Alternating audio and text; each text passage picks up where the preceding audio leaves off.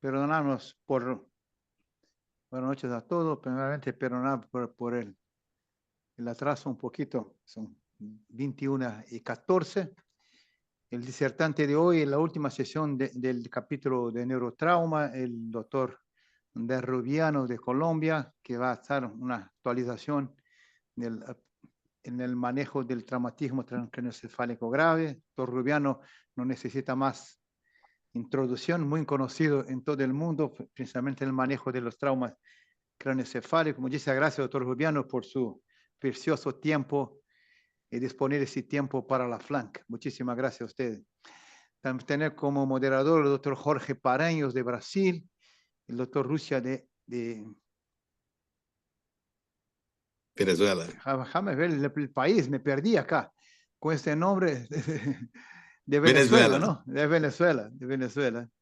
Sí. Gracias a todos ustedes. Creo que la audiencia está muy grande, tenemos 76 participantes y eso está siendo grabado, certamente va a estar en el site de la FLANC para que todos puedan participar. Aprovecho la oportunidad para invitarlo a todos para el próximo sábado, el Saturday con la FLANC, el sábado con la FLANC. Tenemos la presencia del profesor Osama Al-Mefti, que va a hablar sobre cirugía de la base del cráneo. El futuro es ahora.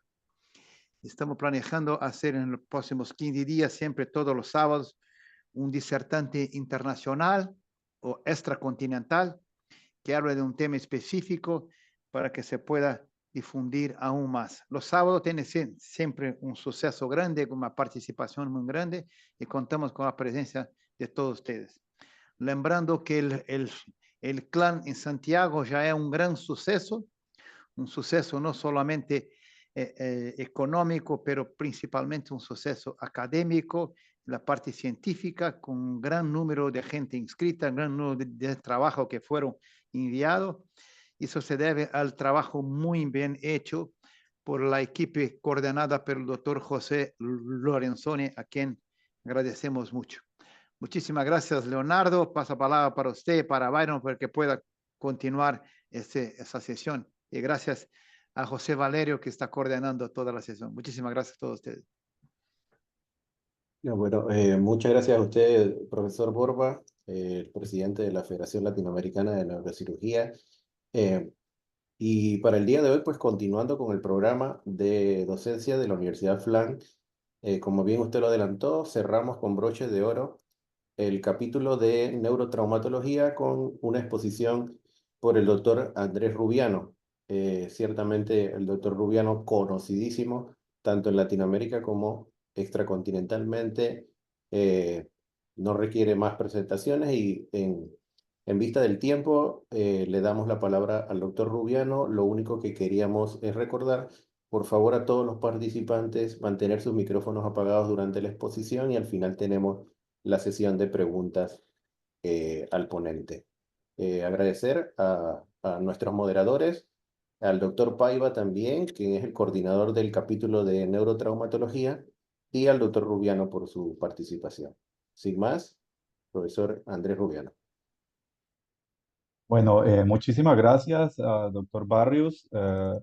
Gracias igualmente al doctor Borba por el amable espacio, al doctor Wellington Paiva por habernos invitado a esta última sección del grupo de neurotraumatología de la FLANC.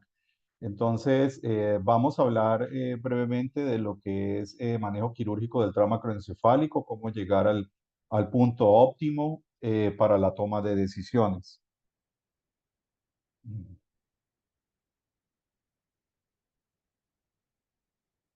Entonces, no hay conflicto de intereses, nada más pues que nuestro grupo y mucho de lo que estamos haciendo hace parte del proyecto conjunto con la Universidad de Cambridge. Y vamos al tema de la toma de decisiones. Cuando nosotros estamos hablando de toma de decisiones en aspectos quirúrgicos, vamos a recordar brevemente algo del proceso. Para la toma de decisiones, pues básicamente nosotros evaluamos alternativas, seleccionamos un curso de acción basado en análisis de información, estimación de probabilidades y asignamos valores a unos resultados de manera anticipada. Eso es realmente lo que hacemos nosotros cada vez que consideramos la posibilidad de que un paciente requiera cirugía. Involucramos corteza prefrontal e hipocampo, básicamente, son las áreas más críticas para la toma de decisiones. Hay funciones distintas y complementarias y la interacción dentro de estas vías pues es fundamental, tanto en el proceso de aprendizaje como recordando eventos a la hora del proceso de toma de decisiones.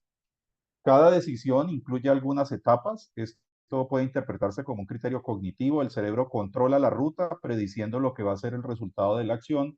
El cerebro necesita conocer unos criterios previamente para realizar esa función como predictor. Y sabemos que el hipocampo almacena mucho de estos conceptos y la corteza lo que busca es aproximar a los objetivos en el caso real sobre el que estamos tomando las decisiones. En el primer paso se hacen o recibimos estímulos iniciales que están producidos por todas las entradas sensoriales al interpretar el cuadro clínico del paciente y generalmente las imágenes iniciales. Y esto pues lleva a que generemos una excitación de neuronas del hipocampo y posteriormente nos llegan estímulos secundarios en donde tenemos pues todo el impacto de la experiencia previa, ya sean estímulos positivos o negativos, y todo lo que tiene que ver con el conocimiento previo establecido a través de información que puede estar sesgada o no dependiendo de si existe filtro o no para esta información de manera primaria. Igualmente muchos otros elementos que vamos a discutir a continuación. Entonces esa respuesta neuronal pues producimos una información inicial, todo esto entra al hipocampo y luego la vamos enviando a la corteza prefrontal para determinar la acción requerida, recuperar información adicional del hipocampo y finalmente predecir y definir el proceso que vamos a realizar.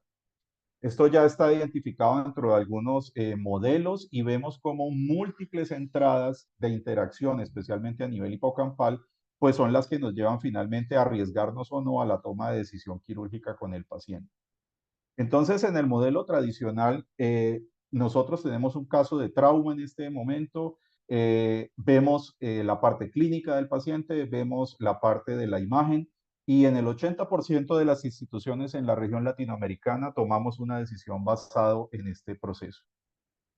¿Qué fuentes tenemos entonces en el hipocampo? Como habíamos mencionado, la experiencia previa, que puede ser positiva o negativa con un sesgo o no. Podemos tener estudios o revisiones no filtradas que tienen una alta probabilidad de sesgo. Esto sobre todo cuando a veces analizamos o interpretamos estudios clínicos sin la formación apropiada para filtrar esa información.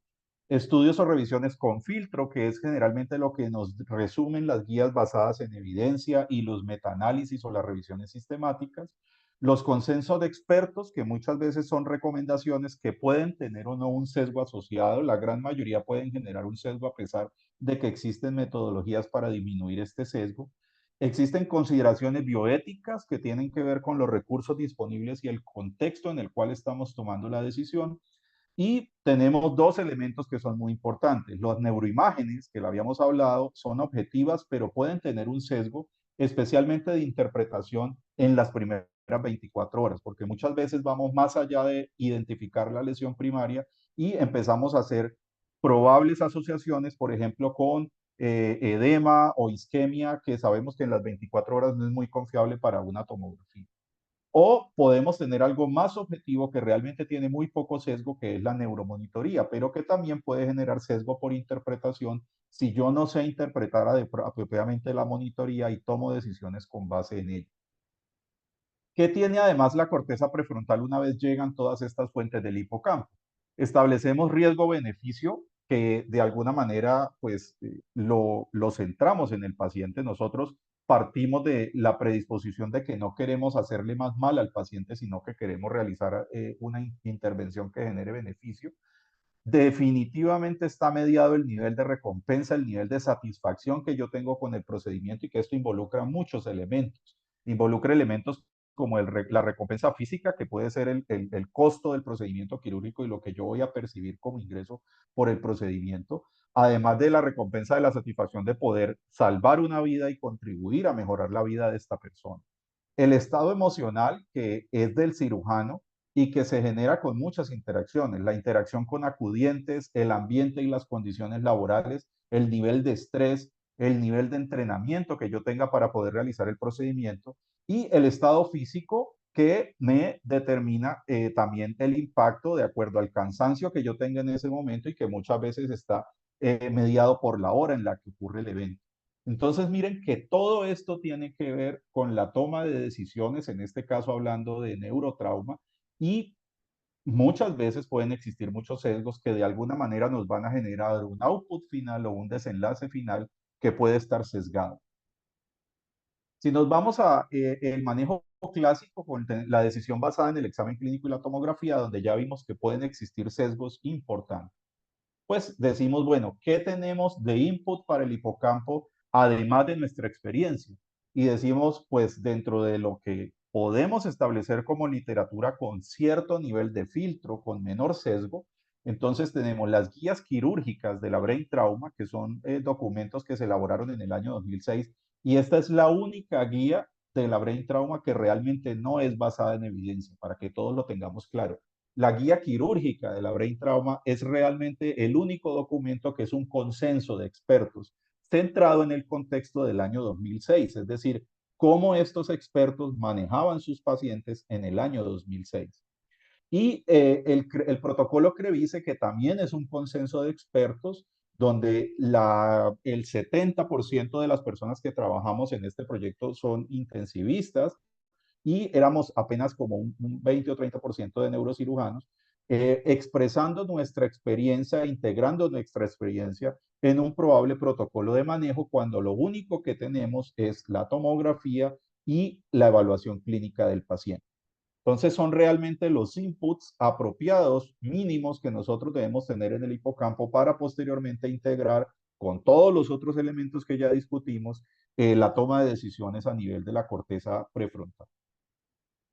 Si nosotros nos vamos a las indicaciones de estos consensos de expertos, que ya dijimos que pueden tener un sesgo asociado, las indicaciones realmente recomendadas por la Brain Trauma en el año 2006 a través del consenso de expertos era que deberían hacerse estas cirugías en las primeras 4 horas y que qué pacientes deberían ir a cirugía. Los hematomas epidurales de más de 30 centímetros cúbicos independiente del Glasgow, los hematomas subdurales de más de 1 centímetro de grueso independiente del Glasgow, los hematomas intracerebrales de menos de 50 centímetros cúbicos independiente del Glasgow, la desviación de línea media mayor a 5 milímetros independiente del Glasgow, la obliteración de las cisternas basales grado 3 independiente del Glasgow y los hematomas de fosa posterior con obliteración del cuarto ventrículo independiente del Glasgow. Esto que nos dice, ya desde el 2006 se consideraba que la evaluación clínica del Glasgow probablemente era un elemento de un sesgo muy alto para tomar decisiones quirúrgicas y se centraron en los elementos de la lesión primaria identificados en la tomografía inicial.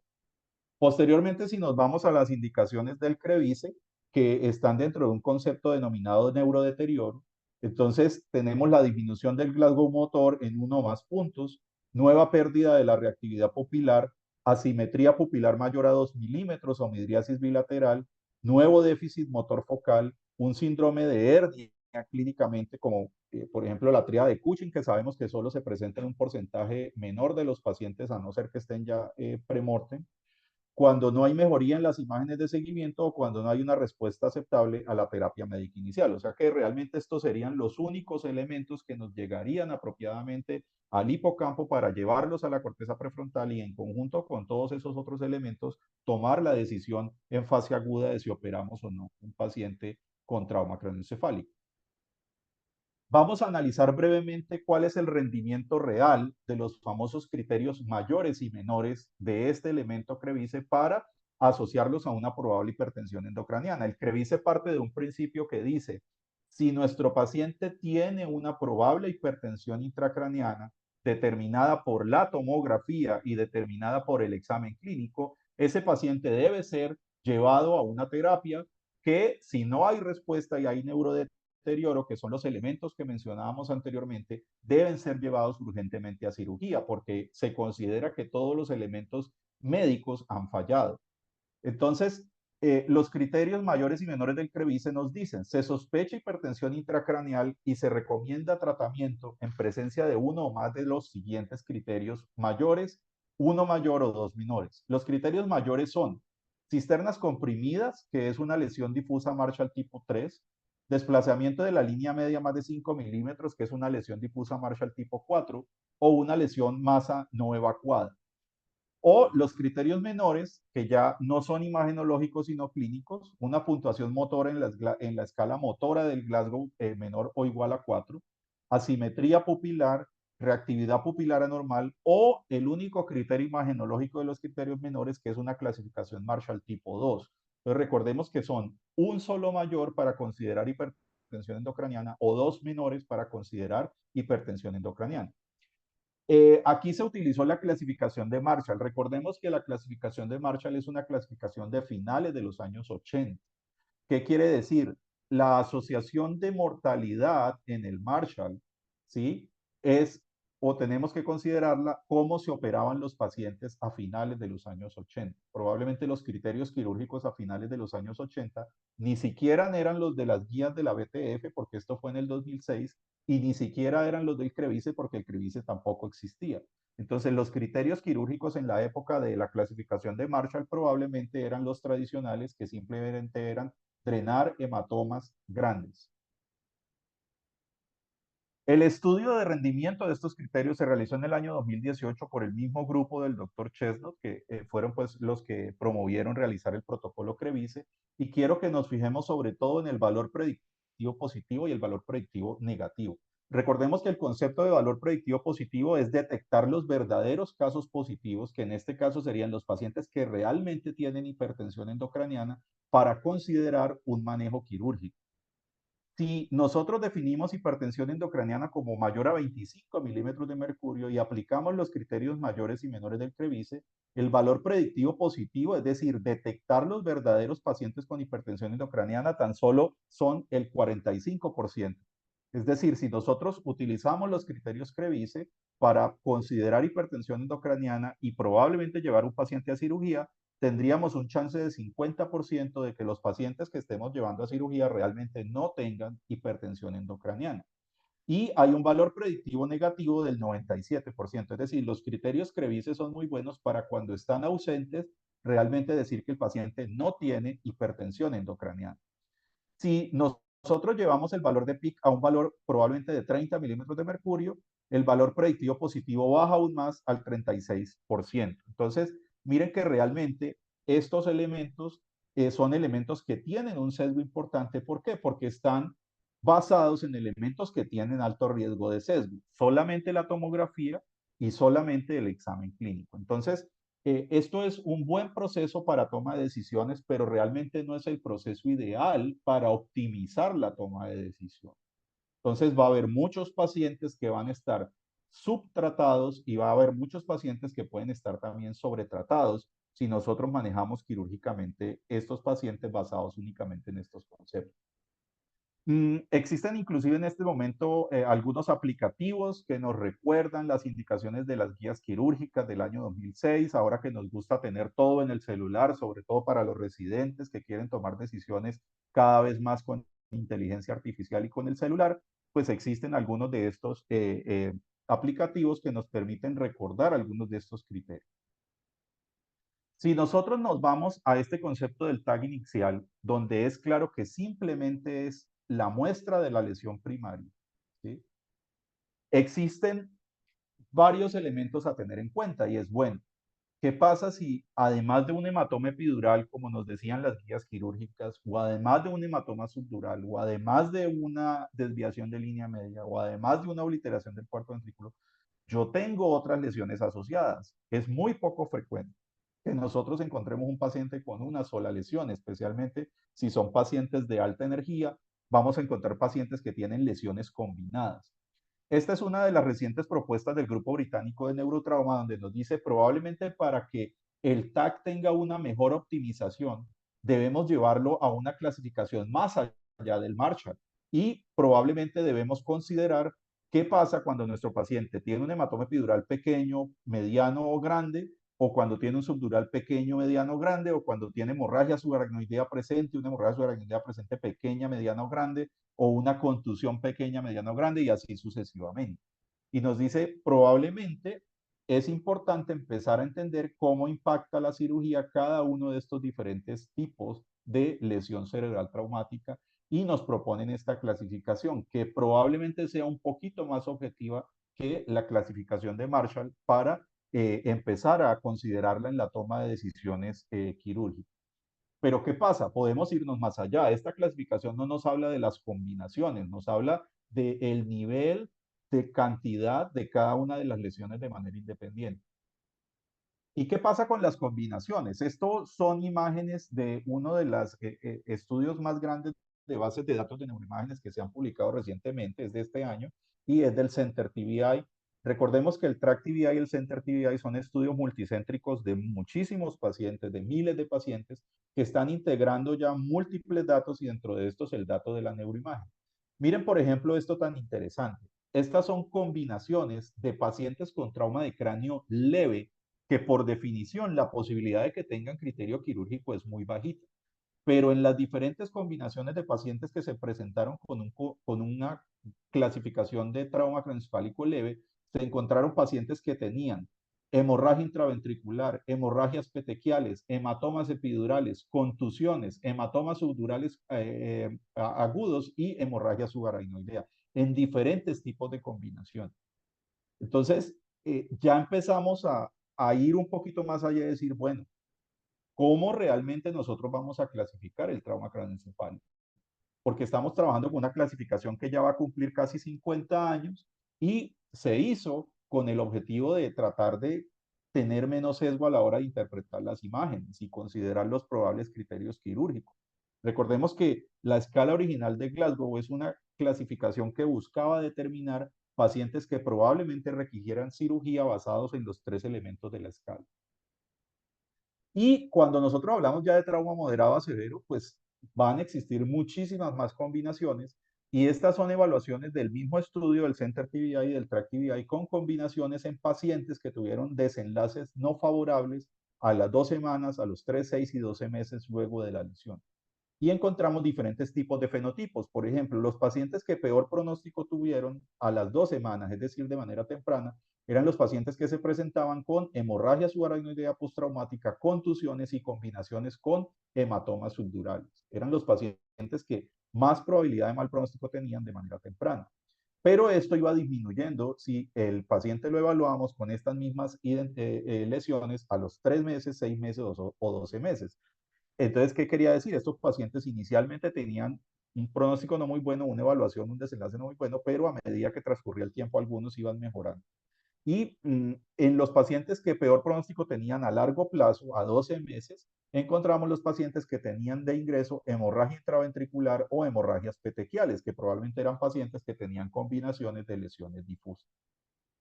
Entonces, si en este momento nosotros vamos a tomar una decisión por un hematoma epidural, la pregunta es, ¿qué es lo que nosotros siempre decimos? Este paciente necesitará solo una craniotomía, drenaje del hematoma. Este paciente necesitará algún tipo adicional de cirugía. Y la forma en que tomamos la decisión en este momento es realmente demasiado subjetiva, porque lo basamos en nuestra experiencia, en lo que nos dicen las guías quirúrgicas del año 2006 y probablemente podemos asociarlo a lo que nos dice el protocolo CREVISE, que ya vemos que tiene un chance importante de no detectar realmente los casos verdaderamente positivos. Si vamos a operar un hematoma subdural, igualmente va a suceder lo mismo. Vamos a decir, este hematoma, ¿será que solo lo drenamos o solo lo descomprimimos? Ya tenemos el estudio del Rescue ICP subdural que nos dice, si usted decide descomprimirlo, va a tener más complicaciones en la herida quirúrgica en los siguientes, o más posibilidad de complicaciones en la herida quirúrgica en los siguientes días. Pero si usted le vuelve a colocar el hueso, va a tener más probabilidad de tener que volverlo a llevar a cirugía para retirarle el hueso en los siguientes días.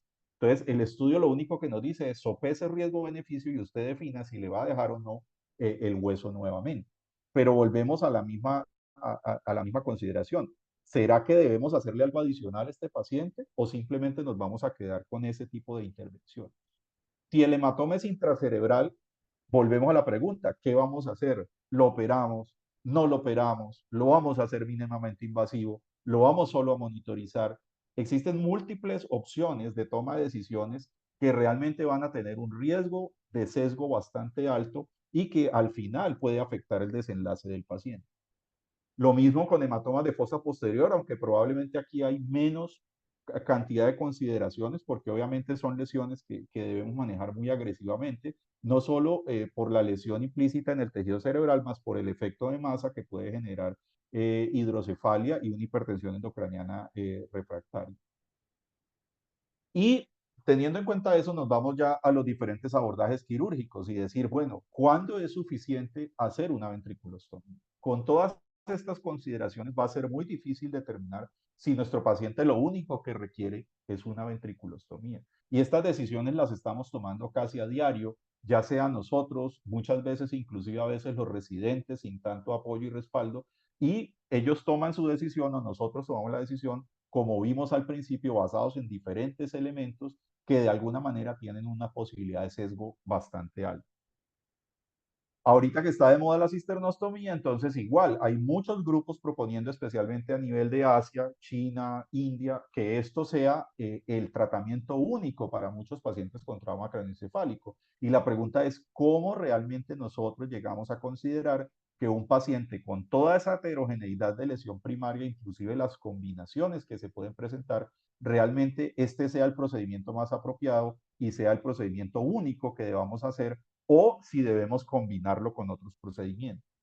La craniotomía expansiva, que en este momento está pues tomando auge, se está empezando a estudiar. Existen nuevos sistemas que permiten hacer una craniotomía expansiva mucho más segura que los modelos tradicionales que habíamos manejado simplemente con hilo o simplemente con placas tradicionales. Existen ya placas que están específicamente diseñadas para hacer este tipo de cirugía. Y lo mismo, ¿cuándo la debemos hacer? ¿En qué tipo de pacientes la debemos hacer? ¿Con qué tipo de lesión primaria la debemos hacer? Tampoco hay una claridad al respecto de cuándo este es el mejor procedimiento para el paciente. Y obviamente la descompresión craneana. También es un tratamiento que nosotros muchas veces tomamos la decisión por diferentes indicaciones y no hay claridad sobre, primero, qué tipo de descompresión requeriría el paciente o cuándo hacerla y cuándo no hacerla. En busca de una mayor precisión, pues se han venido generando más consensos de expertos. Este fue el protocolo CIVIC 1 que realizamos también con muchos expertos a nivel mundial y que decía, bueno, además, si usted además de la tomografía y además del examen clínico tiene una posibilidad de una monitoría de presión intracraneana, entonces, pues, ¿qué es lo que va a hacer?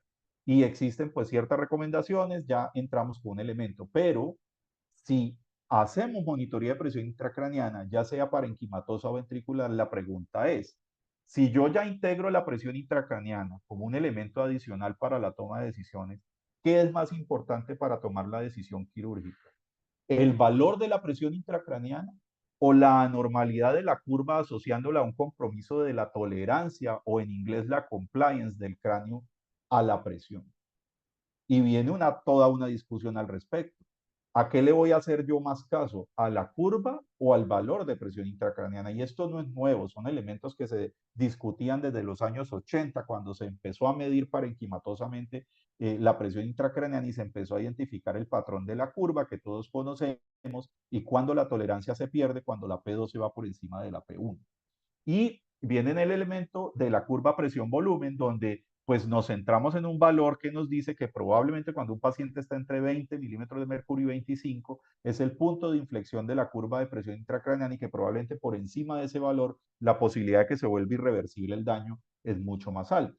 Las últimas guías nos hablan a nosotros de un valor de 22 basado en un único estudio, que fue un estudio que se hizo en la Universidad de Cambridge y en donde se encontró que la mayoría de pacientes con mayor grado de presión intracraneana por encima de 22 podían tener una mayor complicación. Pero de esto se ha venido empezando a hablar mucho. Tenemos la revisión que hicimos para el Current Opinion de Critical Care, en donde decimos que probablemente hay que empezar a ver esto más allá de las guías. Hay un estudio que acabaron de publicar que es muy interesante porque lo que hicieron fue replicar exactamente el mismo estudio de Cambridge en otro sitio y encontraron que realmente 22 no fue el valor asociado a la mayoría de los pacientes que tenían algunas alteraciones y que probablemente ellos encontraron que un valor de 18 era el que más estaba asociado a mortalidad y a pronóstico desfavorable en esa cohorte de pacientes. Entonces es claro que cuando nosotros repetimos los estudios que son observacionales en otros contextos, pues obviamente la toma de decisiones cambia y de alguna manera también el desenlace de los pacientes. se empieza a hablar mucho más, pues, de que probablemente ya el número no sea realmente lo mejor o lo más objetivo que nosotros tengamos para la toma de decisiones. Y si esto lo llevamos, por ejemplo, a neurotrauma pediátrico, aún peor, porque tratando de establecer el valor de peak óptimo para pacientes con neurotrauma pediátrico, realmente no se ha podido demostrar cuál es ese valor, a pesar de que hay unas guías que nos dicen que probablemente puede estar estratificado de acuerdo a la edad. Siguiendo por esta línea, pues se hizo posteriormente otro consenso donde se integró la medición de la oxigenación cerebral y volvemos a partir de un elemento donde integramos el examen clínico, la neuroimagen, la valoración de la presión intracraneana como un número, porque tanto el CIVIC-1 como el CIVIC-2 se basan en el concepto del número y no de la normalidad de la curva, y un valor de presión tisular de oxígeno, y se establecen unas categorías y unas propuestas para manejo de los pacientes. Entonces, ya para empezar a hacer la discusión, que creo que va a ser lo más interesante, pues realmente en este momento estamos evolucionando y esta evolución incluye la integración de la monitoría no invasiva. ¿Por qué? Porque la monitoría invasiva es un elemento que podemos empezar a utilizar desde urgencias para la toma de decisión. Entonces, si desde urgencias, además de la tomografía inicial y el examen clínico, podemos empezar a tener ciertos elementos que nos optimizan y nos llevan a un acercamiento acerca de la tolerancia, sobre todo de la pérdida de la tolerancia dentro del cráneo, para probablemente llevar a este paciente a una intervención ya quirúrgica temprana, eh, pues obviamente vamos a tener elementos adicionales. Recordemos que la neuromonitoría era uno de los elementos que menor sesgo tenía comparado con los otros inputs que nosotros llevábamos al hipotálamo, basados en nuestra experiencia y basados en la interpretación de literatura que puede estar sesgada si no podemos o no estamos en condiciones de realmente determinar si el estudio en el cual estamos nosotros basándonos para la toma de decisiones tiene sesgo por una falla metodológica o no. Entonces, de esto hemos hablado ya bastante. Y quiero poner solo dos casos para llevarlos a consideración. Estos casos son nuestros acá institucionales muy recientes. Este es un paciente que se presentó 74 años de edad, es un paciente que tiene además una falla renal crónica, ingresa con un trauma craneoencefálico severo con un Glasgow de 4 y llega con esta tomografía inicial. Si nosotros le hacemos, además de esta tomografía inicial, la consideración de neuromonitoría no invasiva, pues probablemente podríamos tener más elementos para la toma de decisiones.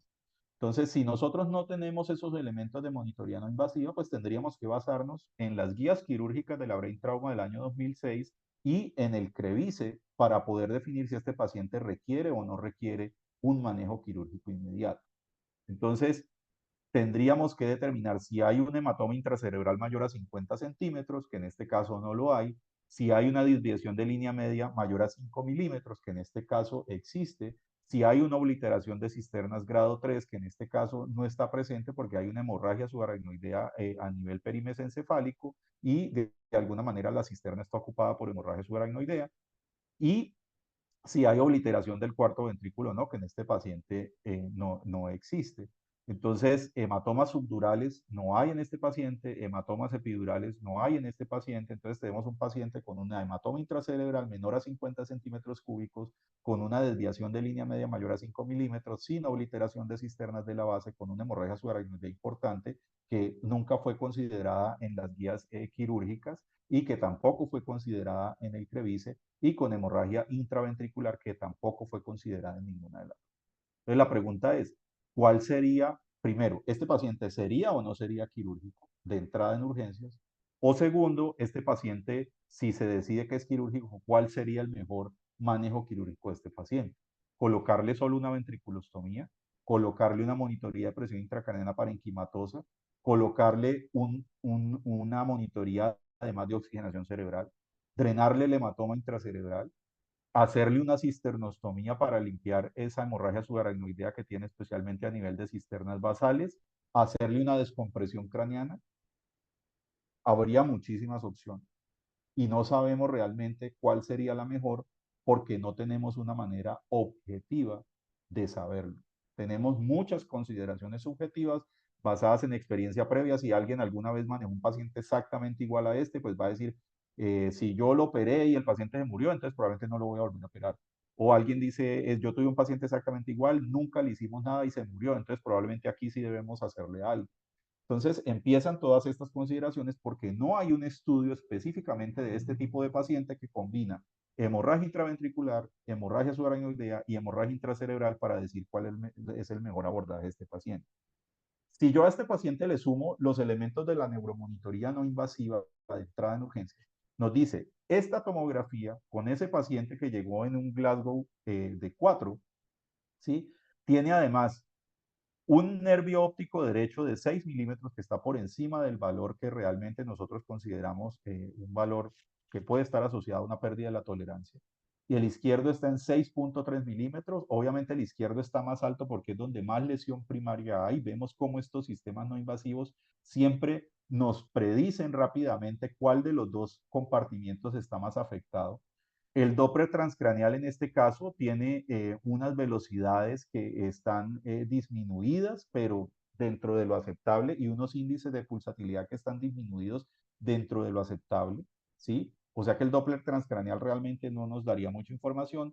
Este paciente es un paciente que ha estado hipotenso, que ha requerido vasopresores, y recordemos que en pacientes con hipotensión el Doppler transcraneal no es no es el mejor elemento para asociarlo a una presión intracraneana alta, porque puede generar un sesgo de interpretación el hecho de que el paciente está hipotenso. Y a este paciente le hicimos el Brain for Care, que es la medición de onda de manera no invasiva de la presión intracraneana, y nos mostró bilateralmente, ¿sí?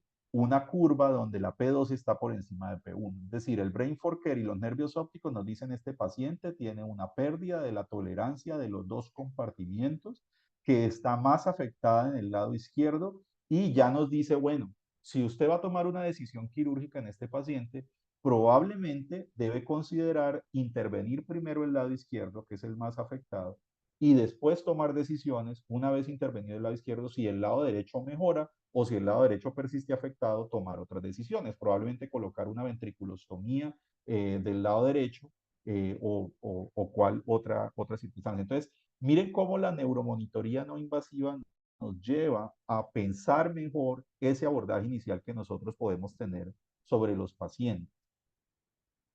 Este paciente, para que ustedes sepan, estamos todavía definiendo por la edad, por las complicaciones, las comorbilidades, todo, y por la inestabilidad hemodinámica, la posibilidad de llevarlo a cirugía temprana, porque realmente es un paciente que tiene una alta probabilidad de mortalidad intraoperatoria por todas las complicaciones sistémicas que coexisten en el paciente, pero ya sabemos que tiene un problema importante de tolerancia del lado izquierdo, y que si esas condiciones no estuvieran presentes, probablemente hubiéramos hecho una intervención agresiva temprana en el lado izquierdo de este paciente.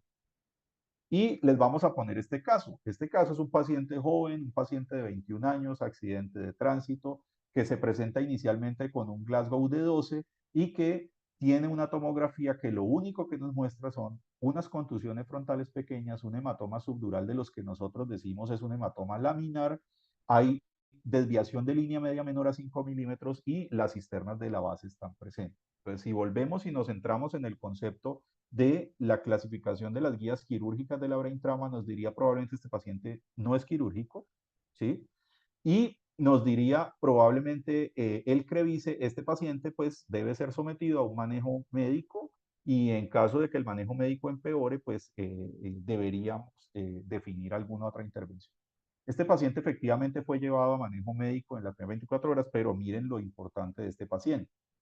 Este paciente, si nosotros le añadimos la monitoría no invasiva desde la fase de urgencia, encontramos unos nervios ópticos con tendencia al alza en el lado derecho, ¿sí? Que nos dice efectivamente el compartimiento derecho es el más afectado, ¿sí? A pesar de que inicialmente estaban por debajo de 6 milímetros, 5.7 del lado derecho, 5.2 del lado izquierdo. El Doppler transcraneal ya presentaba una aumento de los índices de pulsatilidad, especialmente en el lado derecho tenemos un índice de pulsatilidad de 2.0 y en el lado izquierdo tenemos un índice de pulsatilidad de 1.6, las velocidades están conservadas, y el Brain for Care nos mostró que el lado derecho tenía una curva alterada y el lado izquierdo tenía una curva normal de presión.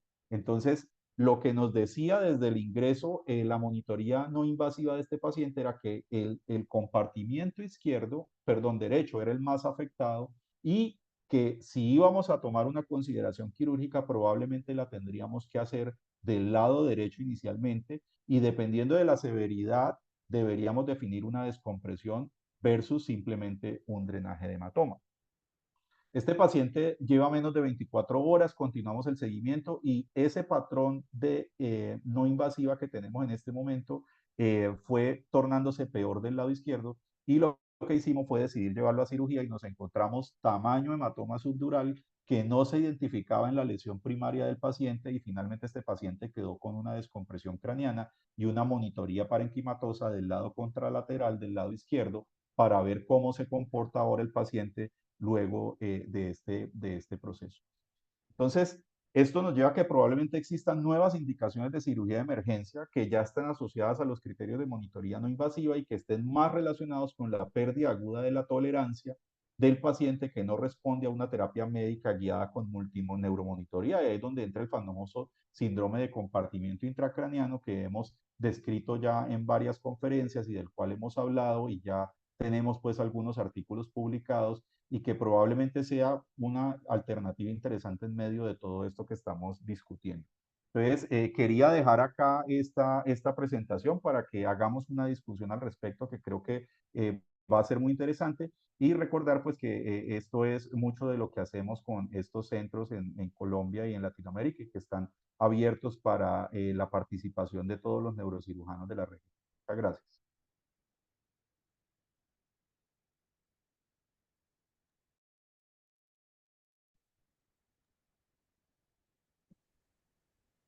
Sí, bueno, agradecemos al doctor Andrés Rubiano por esta interesante conferencia e invitamos, perdón, al doctor Rochan y al doctor Paraños, que son los moderadores, para empezar el periodo de preguntas.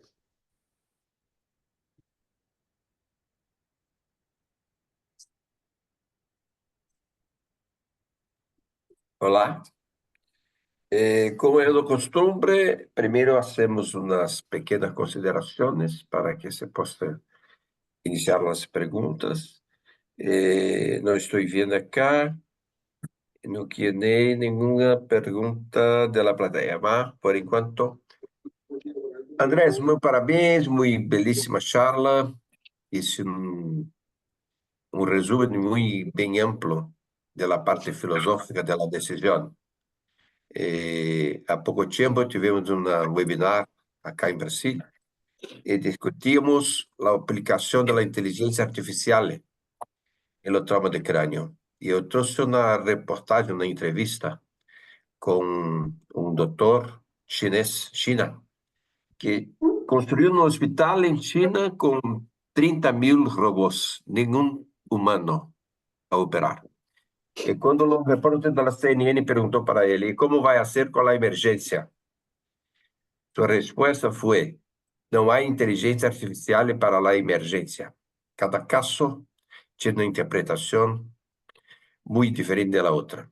E tu hablas muito bem com isto, a utilização de todos os recursos cerebrais para que se possa tomar uma decisão. Uma coisa que é muito clara para mim, que é a preocupação que todos nós temos com a cronometria compressiva das alterações da dinâmica licórica. Quando se saca o osso, as complicações mais importantes que nós temos hoje é a ausência de hueso. E esses novos recursos de fazer a craniostomia com expansões metálicas que se mantêm parte do osso, isso eu creio que será uma boa solução para muitos de nossos problemas. A última coisa seria a importância da decisão da monitoração. Temos protocolos muito importantes de utilização do monitoreio pré-operatório, peroperatório ou pós-operatório. Hoje nós temos muitos recursos com a monitoração não invasiva. E isso nos traz muitas possibilidades de fazer um acompanhamento mais correto de nossos pacientes. Porque nós temos que ver que a América Latina tem muita diversidade de países com recursos más grandes, más pequeños, países en desarrollo, países que no tienen ninguna condición de hacer la monitoreo adecuada. E isso torna um pouco difícil de homogeneizar, tornar a mesma protocolo para todos os países. Mas, como eu digo sempre, na medicina temos que saber o que é o melhor, o que é o mais grande interesse, para que possamos nós, doutores, solicitar aos administradores a aquisição dos aparatos necessários para uma medicina de maior qualidade.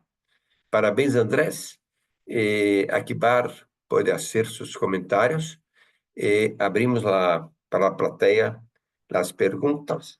Enquanto isso, enquanto vai falando, eu vou ver se tem alguma pergunta em Q&A. Excelente presentación, doctor Rubiano.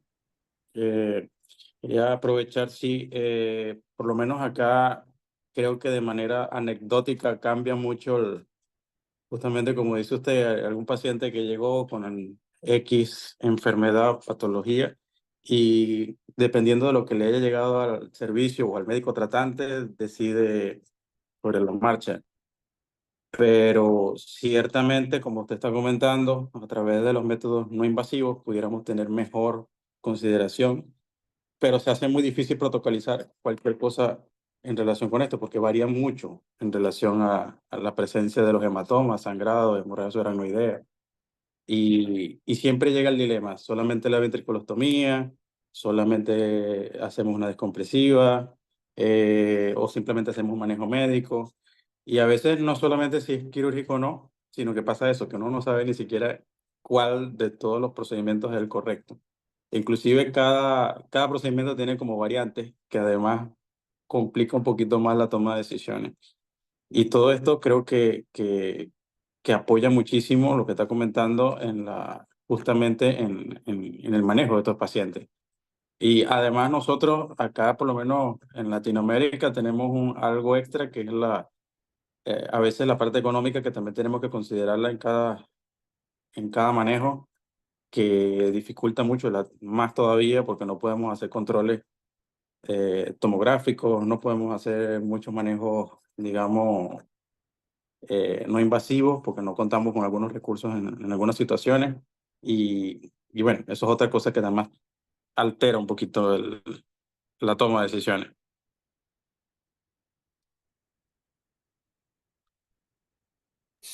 Tenho uma pergunta cá que não está muito clara. Creio que teremos que falar sobre as duas situações. A pergunta da doutora Carmen Yané Ledesma, que diz que líquidos são os ideais para manejo em urgências ante um TEC, mas não se define se é um líquido para estabilização hemodinâmica ou a osmoterapia. Então, tu habla um pouco de los dois, a manutenção da hemodinâmica e a manutenção da complacencia cerebral por osmoterapia. Bueno, gracias a los comentarios del doctor Paraños y a los comentarios del doctor Akbar, creo que se ve reflejado mucho de lo que hemos discutido y que se ha trabajado con todas las personas del Comité de Neurotrauma de la FLANC y también a nivel de la Federación Andrés, tu Mundial. voz está muy baja. ¿Aló? ¿Me oyes ahí? Oro, Bueno, yes. gracias a tus comentarios, gracias a los del doctor Aguar, porque reflejan mucho de lo que hemos venido discutiendo hace ya bastante tiempo con el Comité de Neurotraumatología de la FLANC y también a nivel de la World Federation. Y realmente lo que implica es que ahí creo que hay algún micrófono abierto.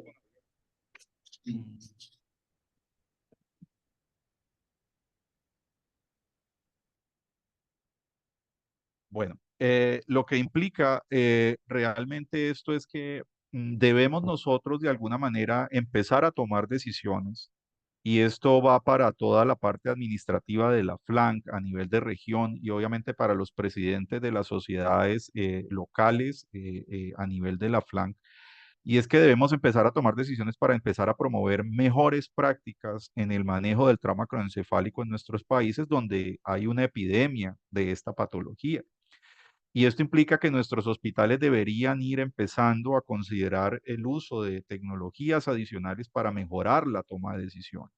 Yo creo que ya llevamos demasiados años quejándonos de que es que en mi hospital solo tengo la tomografía y solo tengo el examen clínico para poder tomar las decisiones. Creo que nosotros no podemos seguir promoviendo esa práctica. Creo que en este momento hay que empezar a considerar el empezar a promover buenas prácticas con el uso de diferentes sistemas que muchas veces no son tan costosos y que de alguna manera nos empiezan a optimizar la toma de decisiones. Eh, Desafortunadamente, pues como que nos quedamos estancados, vemos cómo progresa la cirugía funcional, vemos cómo progresa la cirugía de columna, vemos cómo progresa la cirugía endovascular, vemos cómo progresa todo y el trauma se queda rezagado a lo que veníamos haciendo hace 40 años. Entonces, creo que definitivamente debemos empezar a presionar para que en nuestros países empiece a mejorar la calidad de la atención porque esto hace parte de lo que nosotros hacemos en nuestra práctica diaria. Entonces, empezar a reconocer que donde tenemos medios subóptimos para la toma de decisiones, no estamos tratando a los pacientes de la mejor manera. ¿Por qué? Porque va a haber más variabilidad y muchas veces eso es lo que le estamos enseñando a nuestros residentes, porque nuestros residentes están aprendiendo en ese contexto.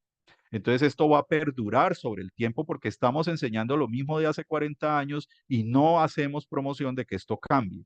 Entonces, uno no entra en la realidad de eso hasta que no es desafortunadamente paciente o hasta que alguna persona muy cercana a uno es paciente y ahí es cuando ya uno choca con la práctica diaria.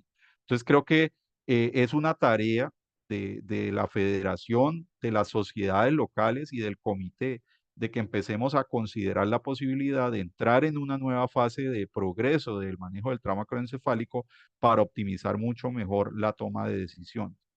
Respecto a la pregunta que decía el doctor Paraño de los líquidos, pues esto ya está expuesto en diferentes protocolos. Yo le recomendaría a la doctora que hace la pregunta que realmente revise el protocolo del consenso que se realizó en conjunto con la Federación Mundial de Sociedades de Cirugía de Emergencia en donde hablamos de lo que es la reanimación inicial del paciente con politrauma y trauma craneoencefálico y en donde es claro que la primera prioridad en estos pacientes es el control de sangrado para la estabilidad hemodinámica y que probablemente esa estabilidad hemodinámica pues no sea necesariamente basada únicamente en los líquidos, sino en el uso temprano de hemoderivados en pacientes que presenten hipotensión sostenida.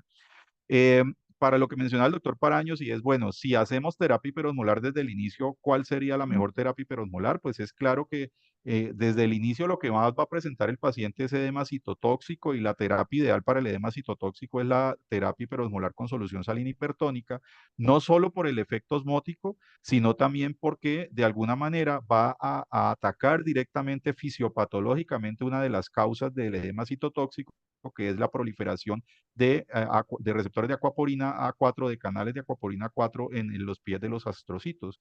Y la solución salina hipertónica lo que hace es reducir la expresión de estos canales, de alguna manera disminuyendo el edema. Entonces, la solución salina hipertónica en estos pacientes, especialmente en los pacientes hipotensos, tendría una doble función, que es atacar el edema citotóxico de manera temprana y además mejorar la parte hemodinámica, optimizando la presión arterial del paciente mientras llegan los hemoderivados. Entonces creo que eso ya cada vez está quedando más claro y debería ser parte de los protocolos que se tengan en las diferentes instituciones. Marcelo tiene una pregunta. Está abierta la platea. Sería muy bueno que cada uno que quiera hablar se levante la mano.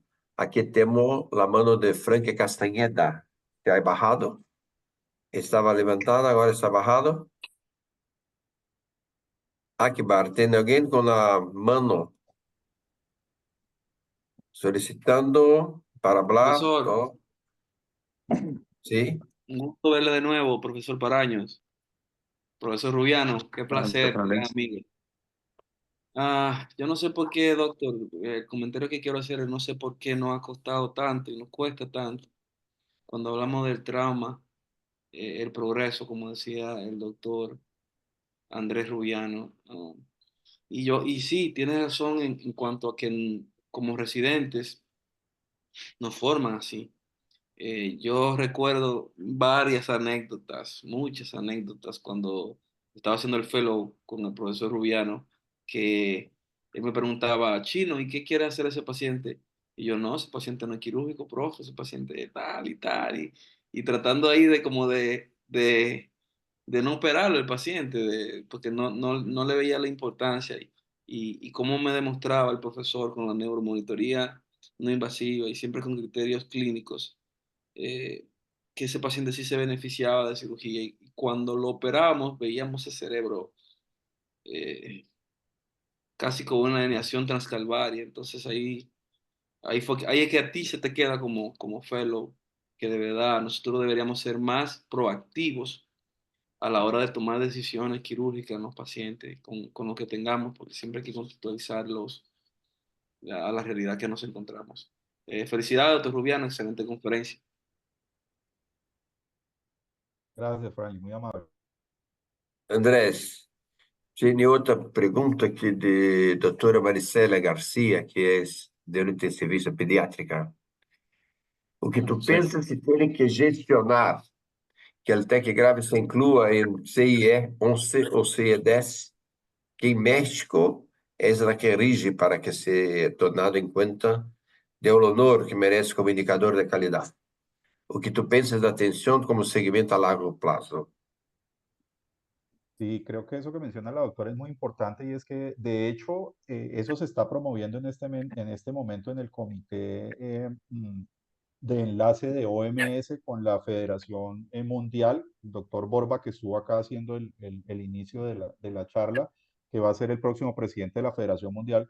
Se está promoviendo que el trauma craneoencefálico sea considerada una enfermedad grave y que a través de la OMS sea promovido como precisamente una enfermedad que tenga que tener indicadores de calidad en cada uno de los países y que sea una enfermedad de notificación obligatoria, como ocurre con las enfermedades infecciosas y con muchas otras enfermedades tropicales en nuestro medio. Entonces, creo que hay un fuerte movimiento dirigido hacia eso. Creo que la Federación Mundial tiene un papel muy importante y obviamente la Federación Latinoamericana lo tendría también a nivel regional. Creo que a nivel de OPS se podría empezar a generar esta presión. De pronto para las personas que viven en Norteamérica, el doctor Valerio, ya que la oficina de OPS la tiene de base Washington, y empezar a promover a través de la Federación Latinoamericana que el trauma craneoencefálico, al menos en la región latinoamericana, sea una enfermedad de notificación obligatoria y que deba tener unos criterios de calidad para los centros que la atienden y para el personal que de alguna manera tiene la responsabilidad de tomar el cuidado de estos pacientes. Gracias, doctor Marcelo Centeno tiene una pregunta. Bueno, primero que nada, buenas noches a todos. Hola, buenas noches, profesor Rubiano. Felicidades por su brillante exposición. La verdad que el trauma encefalocraneal, últimamente, como usted bien decía, se ha convertido en lo que es una epidemia mundial. Es una epidemia, como alguna vez lo hemos dicho, que no tiene vacuna. Creo que la única vacuna que tiene es la educación y la prevención. Y la educación la tenemos que hacer nosotros desde lo más simple que pueda ser el trauma encefalocraneal hasta lo más difícil, hasta lo más profundo. Creo que Latinoamérica es un sitio, es un continente que tiene peculiaridades diferentes a otros continentes y dentro del mismo Latinoamérica hay peculiaridades de país a país. Entonces, como bien alguna vez hemos hablado, es importante que los capítulos de trauma de la Federación Latinoamericana tengan respuestas a sus diferentes filiales, a sus diferentes asociados, que son las sociedades. Entonces, nosotros pensamos que se tienen que tomar medidas profundas en cuanto a lo que es el traumatismo encefalocraneal para la región. Creo que, bien hablado Andrés, los consensos de expertos son importantes, los trabajos multicéntricos también, hacer un diagnóstico real, hacer un Coma Data Bank latinoamericano también. Entonces, tenemos muchos desafíos que no se van a terminar en 2 años ni 3 años. Esto es un trabajo de mucho tiempo y creo que a veces se deja un poquito de lado al neurotrauma, se ve, es más importante tal vez pensar en que se opera un hermoso aneurisma, un hermoso tumor y se deja de lado la patología que es la prevalente y la más frecuente. Y además, entre otras cosas, es la más frecuente y prevalente en los países subdesarrollados porque las leyes no van acordes al desarrollo de los países.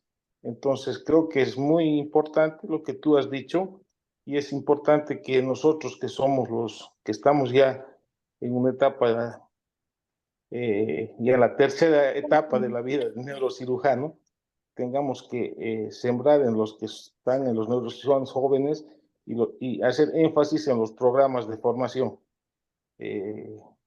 Como siempre hemos hablado con el profesor Borba, con Byron, creo que el desafío para la Federación Latinoamericana es muy grande, creo que somos la federación emergente y vamos a tener, creo que, trabajar muchísimo. Gracias, Andrés, por tu conferencia y siempre estamos prestos a trabajar de manera conjunta, como siempre hemos hablado. Gracias, Marcelo, muy amable.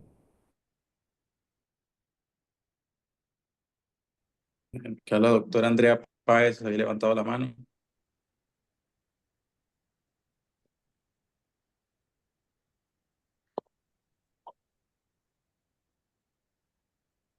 ¿Cómo que no?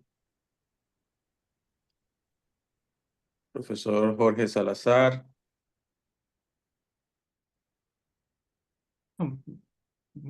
Buenas noches. En primer lugar, quisiera tal vez agradecer al profesor Rubiano por esa excelente charla. Realmente siempre son fantásticas.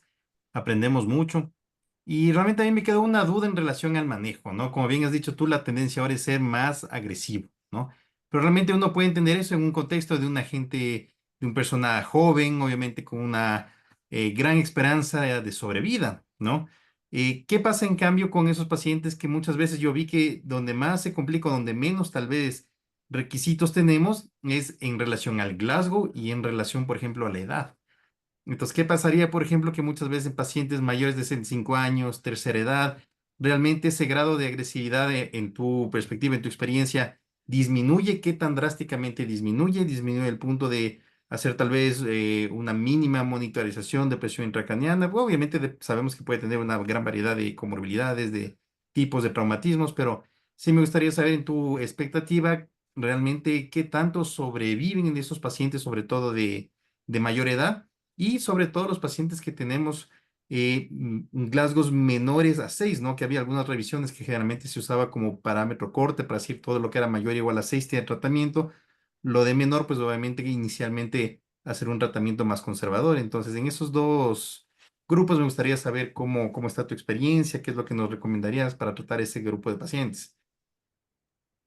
Hola, Byron. Gracias por la pregunta que es muy importante porque creo que una realidad es que en la mayoría de nuestros países estamos tomando ya un perfil epidemiológico similar al que existe en los países de mayor ingreso como Europa y Norteamérica, donde realmente está envejeciendo más nuestra población y cada vez tenemos pacientes de mayor edad que llegan con trauma craneoencefálico. Nosotros aquí en nuestro centro los vemos muy frecuentemente, pacientes como el caso que mostré, un paciente de 74 años arrollados por vehículos, generalmente cuando están cruzando la calle, o inclusive que vienen transportándose en vehículos en trauma.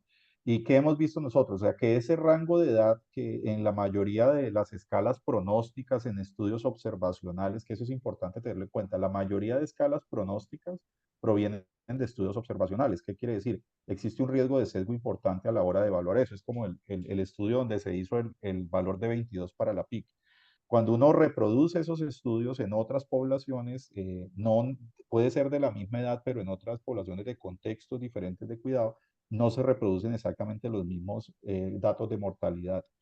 Entonces no está claro cuál es ese valor. Si inicialmente se planteó que podía ser 55, después 65, en este momento se considera, por ejemplo, que entre 65 y 70 podría ser ese punto de quiebre donde el pronóstico definitivamente se empobrece.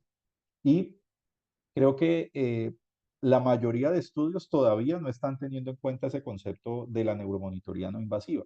La mayoría de estudios que se han hecho simplemente son basados en tomografía y en examen clínico, algunos en monitoría invasiva.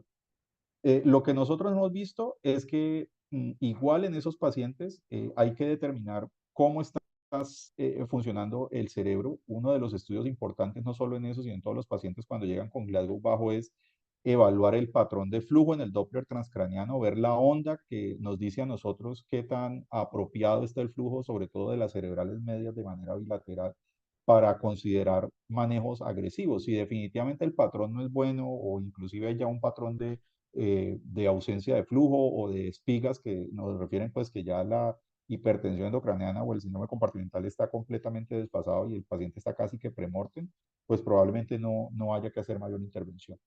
Lo que sí hemos visto es que cuando operamos pacientes, por ejemplo, por encima de los 80 años, ¿sí? Que lo hemos hecho en algunas ocasiones, estos pacientes realmente no fallecen por las complicaciones directas del trauma, sino que fallecen es por complicaciones sistémicas. Son pacientes que fallecen por neumonías, son pacientes que fallecen por sepsis, son pacientes que fallecen porque inclusive muchos de esos pacientes hacen una miocardiopatía asociada al paciente crítico, ¿sí? Un Takotsubo, que recordemos que está asociado a la lesión cerebral también, y estos pacientes, inclusive muchos hacen infarto agudo de miocardio estando en la unidad de cuidado intensivo luego de la cirugía. Entonces, son pacientes que realmente tienen una alta tasa de complicaciones posoperatorias y muchas veces una alta tasa de mortalidad posoperatoria por complicaciones sistémicas y no por el trauma per se. Entonces, lo que nosotros hacemos en este momento es tratar de conversar con la familia y ver también cuál es el contexto y cuáles son las expectativas. Hay personas que a pesar de la edad son funcionalmente muy activas y que de alguna manera tienen muchas responsabilidades a nivel de sus gremios familiares y normalmente las familias tratan de decir, háganle todo lo que se pueda, ¿sí? Y ya en ese contexto donde la familia entra en ese plan, pues uno muy claramente expone cómo está la monitoría de ese paciente, cuáles son las expectativas, la lesión primaria y se toman decisiones en conjunto con la familia. Creo que ahí es donde pesa, pues en todos los pacientes pesa este elemento del contexto familiar, pero sobre todo en esos pacientes de mayor edad, porque claramente la posibilidad de muerte, especialmente por encima de los 75, 80 años por complicaciones sistémicas, es mucho más alta. Muchas gracias.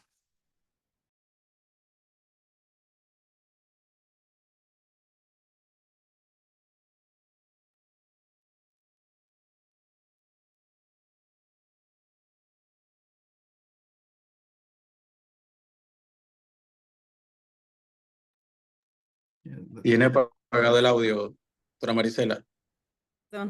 Perdón, disculpe. Gracias. Digo que yo soy intensivista pediatra. El hospital donde laboro es Hospital General, adultos y niños. Entonces, veo que pues casi en una ocasión las libretas de urgencias son 5 adultos, un niño, más o menos la proporción que llega así un hospital general que no tienen derecho a biencia en México social. No tienen apoyo pues de seguranza, entonces es un hospital abierto a población abierta. Y me llama la atención que pues tanto paciente adulto, muy difícil, hay veces que llegan y esas reflexiones que usted hace sobre reconsiderar a la familia y todos los aspectos que pudiera tener, o sea, al final desde que el paciente llega, el plan médico debe estar también un plan bioético, tanto en el adulto como el niño, pues, pero esas reflexiones que usted dice para replantear, darle la posibilidad o no de una opción quirúrgica a esos pacientes adultos que comentaban, pero yo creo también debe estar estimado un tiempo, porque si le vamos a hacer algo, pues debe ser rápido, porque también ya hacérselo mañana o unas horas o después, pues ya a lo mejor no impacta la diferencia en el resultado. Entonces, no sé si eso lo hacen ustedes en un tiempo, no sé, la hora dorada o cuánto, porque y ya después puede que no sea muy diferente. Hola, doctora, muchas gracias. Sí, realmente eso que usted menciona es muy importante. Lo mencionamos, esto está ya estudiado más o menos desde que se plantearon las guías del año 2006 y mucho antes, y es que cada vez hay un número, que es el número, diríamos, casi que mágico para determinar el cambio de pronóstico en estos pacientes, y es el rango de las 4 a 6 horas. Estas decisiones nosotros debemos tomarlas en las primeras 4 a 6 horas, cuando definitivamente son pacientes muy graves. Y si nosotros dejamos pacientes para monitoría secundaria en la unidad de cuidado intensivo, pues probablemente podemos hablar de que hay pacientes que pueden ser intervenidos 12, 24 horas después de acuerdo a la monitoría invasiva. Pero realmente la fase aguda con una lesión primaria importante, como las que se refieren en las guías quirúrgicas de la brain trauma, Andrés, un minuto, la por favor. decisión. Andrés, Eh, Entonces, Ahora, ese número o ese tiempo realmente para la toma de decisiones en lesiones que son inicialmente quirúrgicas son las primeras 4 a 6 horas. Después de 6 horas empieza a disminuir tanto la sobrevida como empieza a aumentar la discapacidad asociada. Entonces, para tenerlo siempre en cuenta.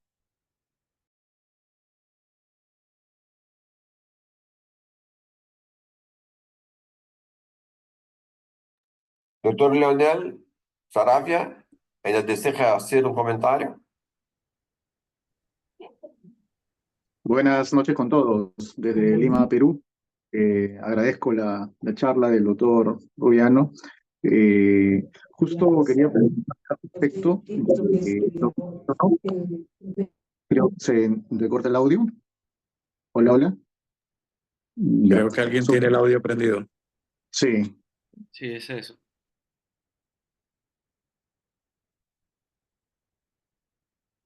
y ahora sí.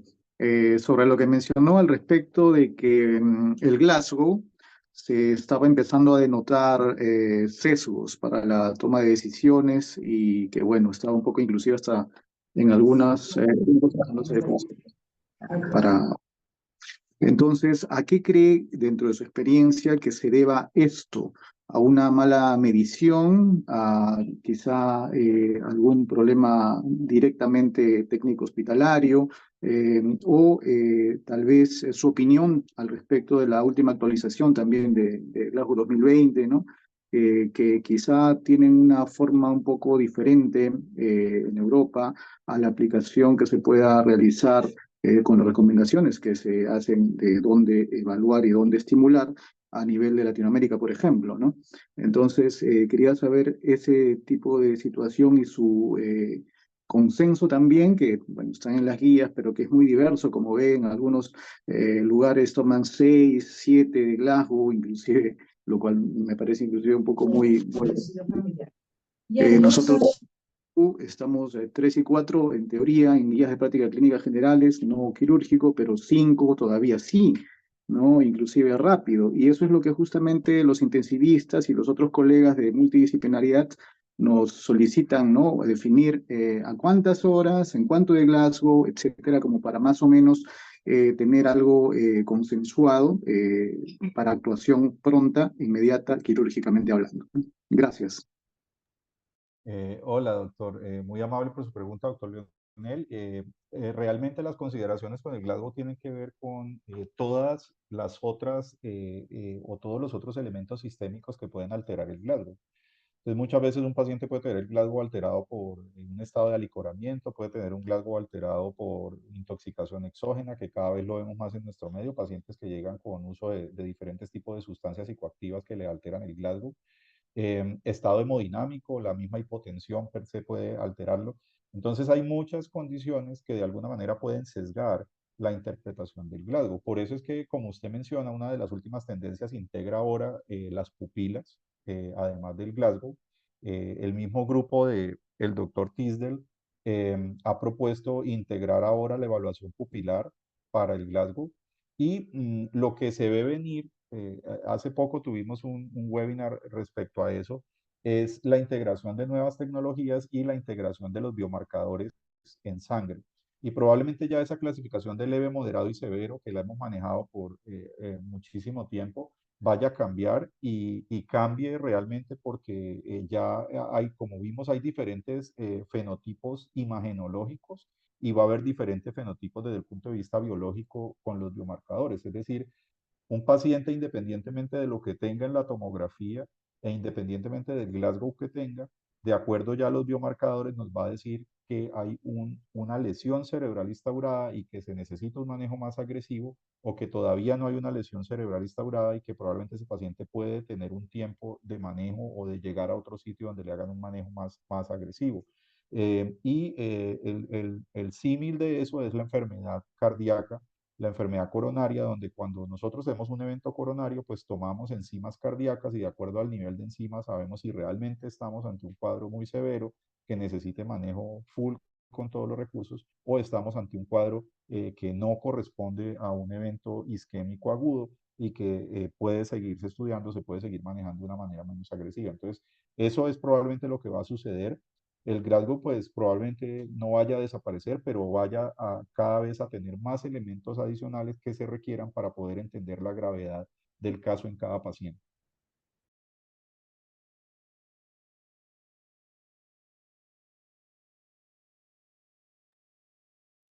Doctor Valerio, tiene una pregunta. Sí, muchísimas gracias, Andrés. Como siempre, excelente presentación. El liderazgo del capítulo de trauma ha sido sumamente importante en la FLANC. Una pregunta es con respecto, cuando tienes pacientes en trauma, generalmente puedes tener también pacientes con hematomas subdurales no traumáticos, ¿sí? Y quiero saber si los principios básicos de manejo vienen siendo exactamente los mismos o el manejo y comportamiento de estas lesiones son diferentes. Y otro punto importante es, en estos pacientes de trauma, ¿cuándo se debe iniciar la anticoagulación profiláctica o la anticoagulación en los pacientes si son pacientes cardiópatas que necesitan, ¿cómo se llama?, manejo de anticoagulación? ¿Y cuáles son los criterios después de que haces o no haces una craniotomía? Son 3 preguntas. Lo del subdural no traumático, ¿cuándo iniciar profilaxis? Y si tienes pacientes que están dependientes de anticoagulación, ¿cuándo iniciar la anticoagulación?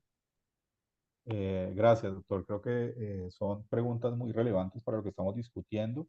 En este momento hay una tendencia a empezar a entender mejor todo ese concepto de la tolerancia intracraniana ante la presencia de otras lesiones que no sean traumáticas. Entonces, viene todo lo que podría ser este cuadro de empezar a hacer diagnóstico agresivo con sistemas de monitoría no invasiva para otro tipo de patologías, patología cerebrovascular, patología tumoral, patología inflamatoria, y creo que pues eso va a requerir que hayan más estudios para poder saber si extrapolamos mucho de estos conceptos a otro tipo de patologías que también generen una alteración de la tolerancia intracraniana. Usted menciona higromas subdurales o colecciones subdurales que no necesariamente sean asociadas a trauma. Entonces creo que es un buen punto de partida para empezar a hacer investigación, que realmente es una investigación sencilla, no es tan compleja, los recursos que se necesitan no son tan grandes y necesitamos empezar, como decía el doctor Centeno, a recoger bases de datos en nuestro medio para las diferentes patologías para poder entender mucho mejor si estas intervenciones o estos protocolos enfocados sirven para otras patologías no traumáticas. El tema de la anticoagulación, realmente lo que se busca en pacientes con politrauma es que se haga una anticoagulación lo más temprano posible, o antiagregación o profilaxis antitrombótica lo más temprano posible. Inicialmente se ha hablado de un periodo que oscila entre las 24 y 72 horas dependiendo de la severidad de la lesión y de las comorbilidades asociadas. Nosotros utilizamos ese periodo en pacientes que no tienen mucha comorbilidad, que la lesión primaria no ha sido tan severa. Tratamos de establecer en las primeras 24 a 48 horas la profilaxis antitrombótica, y en pacientes que tienen comorbilidades, que tienen riesgos altos porque la lesión primaria fue muy severa, probablemente nos vamos más allá de las 72 horas, entendiendo que hay que sopesar riesgo-beneficio. Entonces creo que ese es un tema muy importante, se han hecho diferentes recomendaciones desde diferentes tipos de guías, y el periodo oscilaría en eso. La recomendación es que entre más temprano mejor, y pues se recomienda, si no hay posibilidad de hacer una tromboprofilaxis química, empezar con tromboprofilaxis mecánica de manera temprana en estos pacientes. Y la anticoagulación, cuando depende del paciente de anticoagulación, o sea, después de que haces una craneotomía y que tienes un hematoma epidural o subdural, ¿tienes anticoagulación con el paciente? Correcto. Entonces, cuando tenemos pacientes que ya están anticoagulados porque tienen de base trastornos de riesgo, especialmente alteraciones cardíacas o enfermedades de alto riesgo, igualmente lo que se busca es hacer la anticoagulación temprana. Aquí ya obviamente existe siempre el concepto también de sopesar el riesgo-beneficio. Igualmente se considera que el periodo puede estar más allá de la primera semana, ¿sí?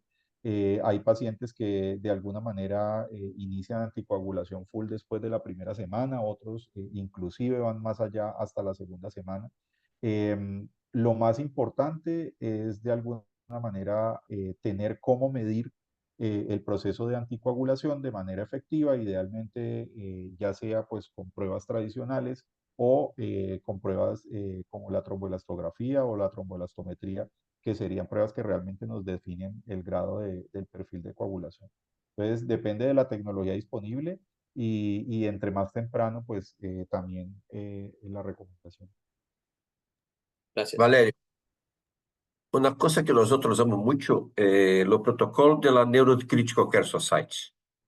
En 2016 hace o primeiro protocolo na revisão de 2018 para não só para trauma, para toda a neurocirurgia, para tumores, para coluna, para hemorragia subaracnoide, para VE isquêmica, VE hemorrágico. Hace uma comparação no tratamento da prevenção, profilaxia mecânica com a heparina de baixo peso molecular e com a não fracionada. É um trabalho muito lindo, é um guideline muito interessante. E nós outros, baseado nesse guideline, não temos nenhum receio em iniciar em qualquer situação com 24 horas. A todo o protocolo se abre um precedente para 24, 48, nenhum protocolo da Neurocritical Care para 72 horas, todos 24 ou 48. Não tenho nenhum que lo usa 48, todo com 24 horas, independente da clínica. La comparación es que la heparina de bajo peso molecular y la no fraccionada, lo bajo peso molecular solo fue mejor y lo AV isquémico. En todos los otros, las dos son la misma cosa. Cuanto eso para prevención, tiene grados para se usar una dosaje menor, 10 mil de no fraccionada o 40 miligramos de la bajo peso, o 15 mil o 60 miligramas para baixo peso molecular, para baixo peso molecular. Isso é uma classificação de risco por vários fatores de avaliação. O paciente que tem que fazer a anticoagulação plena por patologia como embolia pulmonar, infarto agudo del miocárdio, nosotros seguimos la recomendación de Neurocritical Care también. La familia tiene que decidir con usted y el riesgo que quiere correr. Hacer la anticoagulación plena y correr el riesgo de una hemorragia o no hacer la coagulación plena y tener las consecuencias de la doença accesoria, de la comorbidad. Entonces, nuestro protocolo es muy rígido para eso. Todos los pacientes neuro que tienen la obligatoriedad de la anticoagulación plena, seguimos los protocolos de Neurocritical Care. La familia es accionada, es comunicada del riesgo y ellos deciden qué riesgo deben correr. Es así que nosotros hacemos siempre. Y la prevención siempre tenemos hecho con la seguridad de las informaciones del protocolo de la Neurocritical Care. Y en los protocolos de urgencia, cuando tienes el paciente anticoagulado, lo tienes que meter a cirugía. ¿Cuáles son los protocolos de reversión de esa anticoagulación para poderlo meter inmediatamente a cirugía? Si tienes un paciente con heparina, gas 5000 en dosis de coagulación, o tienes un paciente con levofloxacina, ¿cómo se llama? De bajo paso molecular a 80 miligramos en dosis de anticoagulación. ¿Cuál es el tratamiento y cuál es el protocolo que se sigue? Me imagino que para trauma y para cualquier otro tipo de lesión. Cuando tiene heparina de no fraccionada, tiene los antagonistas que lo usamos, una dosaje de 1000 unidades para cada 1000 unidades de heparina que se utilizó en las últimas 6 horas. Para heparina de bajo peso molecular, solamente los complejos protombínicos de 4 factores tienen acción. Há mucho tiempo pensábamos que los plasma tenían alguna acción, no tiene, que la vitamina K tiene acción, no tiene, solo eso. Con los NOACs, los anticoagulantes orales modernos, nós temos hoy 3 que tienen antagonistas, ¿no? Lo dexadetilfa para rivaroxabana y dabigatran, lo más famoso de todos, que es lo primero que teve antídoto. Cuando tiene lo cuarto NOAC, somente las oraciones para Dios pueden nos ayudar en un paciente anticoagulado cuando no tiene eso, no tiene. La dexadetilfa, que es una droga muy temprana, muy reciente en su utilización, tem nos ayudado mucho los pacientes, porque lo rivaroxabana es hoy la anticoagulación oral más utilizada en todo el mundo, ¿no? 68% de las NOACs son rivaroxabana.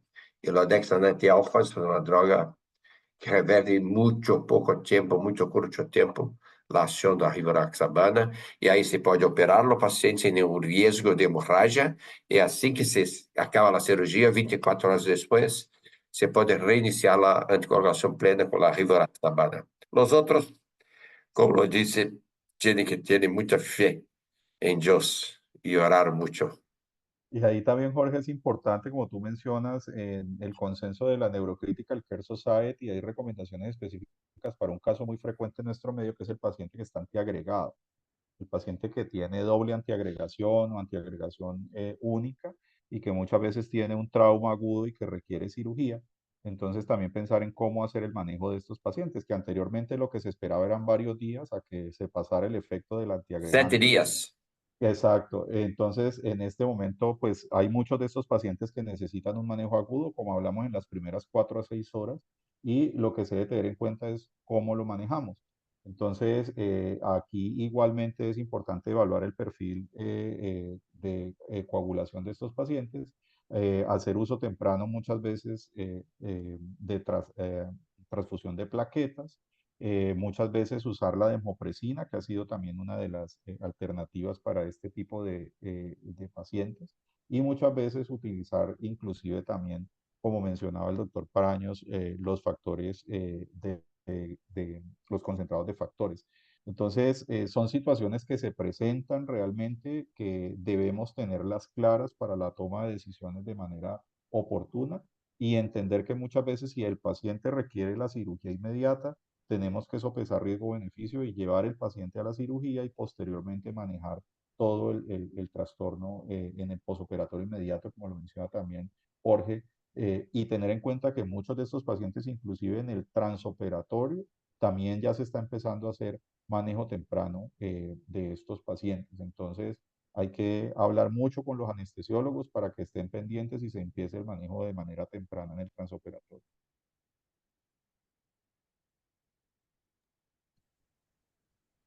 Creo que el doctor Doutor Adrian Adrián... Felipe Zapata. Doutor Adrian Zapata, sua palavra. Hola, buenas noches desde Medellín, Colombia. Con respecto a lo que mencionó el doctor Paranos de pacientes anticoagulados que llegan a centros de urgencias, yo creo que es la pesadilla de todos nosotros. Paciente politraumático anticoagulado y que necesita una intervención quirúrgica urgente. Por lo menos en nuestro país, todos estos elementos o medicamentos que van a ir a revertir los nuevos anticoagulantes son muy escasos.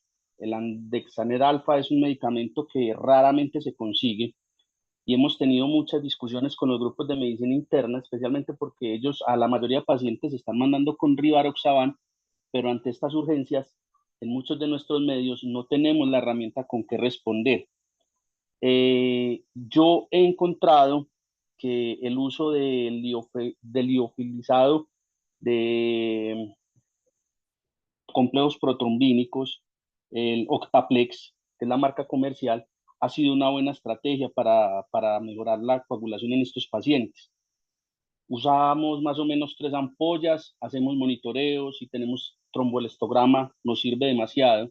pero también logramos unos niveles de INR con muy buenos niveles, por debajo de 1,4, que nos permite hacer las intervenciones quirúrgicas que el paciente requiere para salvarles la vida. Igual pues también contamos con todos los hemocomponentes, plasma, plaquetas, pero yo creo que el crioprecipitado liofilizado es una excelente herramienta que nos permite abordar a estos pacientes de manera muy segura. Ojalá pues estos medicamentos reversores de los nuevos anticoagulantes los podamos contar con más oportunidad, porque como les digo, en nuestro medio por lo menos es muy difícil el acceso a ellos. Ahí pues vuelve uno y hace la cuña. Por ejemplo, las heparinas que tienen que tienen su antídoto, la vitamina K para la warfarina, que es una excelente opción. Todos estos medicamentos los podemos revertir muy fácilmente. No así los nuevos anticoagulantes, que lastimosamente en nuestro medio es muy difícil conseguirlos.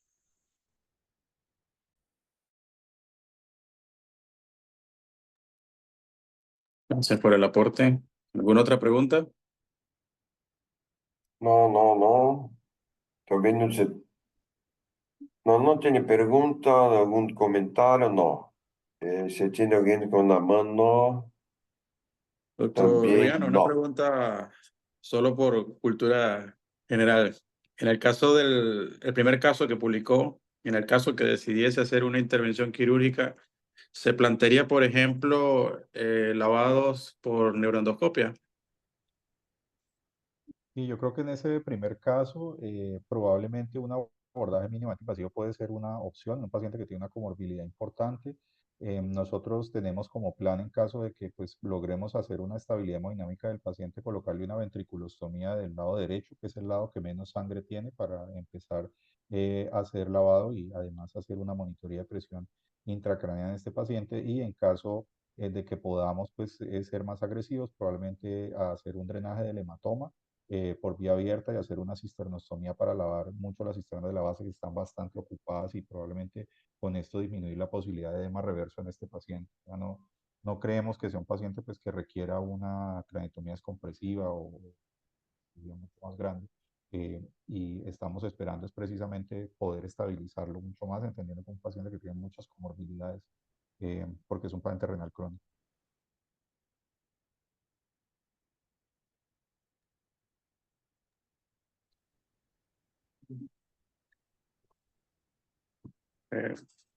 ¿Alguna pregunta, algún comentario? Borber está acá para cerrar la reunión. El profesor Valerio. Centeno me parece que iba a cerrar la reunión. ¿Quién va a cerrar la reunión? ¿Será Byron o No, Valerio? Marcelo Centeno. Marcelo Centeno, el profesor Centeno. Profesor Centeno. Hola. Bueno, una vez más, gracias Andrés, gracias a los moderadores, Jorge. Creo que el compromiso de la Federación Latinoamericana está hecho. Hemos hablado con el profesor Borba muchísimas veces, con Andrés otras tantas, y creo que el desafío está hecho. Tenemos que mejorar nuestros niveles de respuesta al neurotrauma. Y muchas gracias a todos por participar y por cerrar este módulo de neurointensivo y neurotrauma, que es muy importante para nosotros. Invitarlos todos al día sábado con el profesor Almefti, con el profesor Ali Cristi, con el profesor Borba para nuestro sábado cotidiano de Universidad FLAN. Muchas gracias a todos por participar, gracias y que tengan buenas noches. Un gran abrazo para todos. Gracias. Un abrazo. Gracias, saludos. Recordarle a Gracias por todos todo. que esto queda grabado en la página web de la Federación, y si quieren ver la plática nuevamente la van a poder encontrar ahí en denos 10 días antes de poderlos poner y editarlo. Muchísimas gracias a todos. Gracias. Abrazo, profesor Rubiano. Hasta luego. Hasta luego, gracias Andrés. José, muchas gracias. Hasta luego.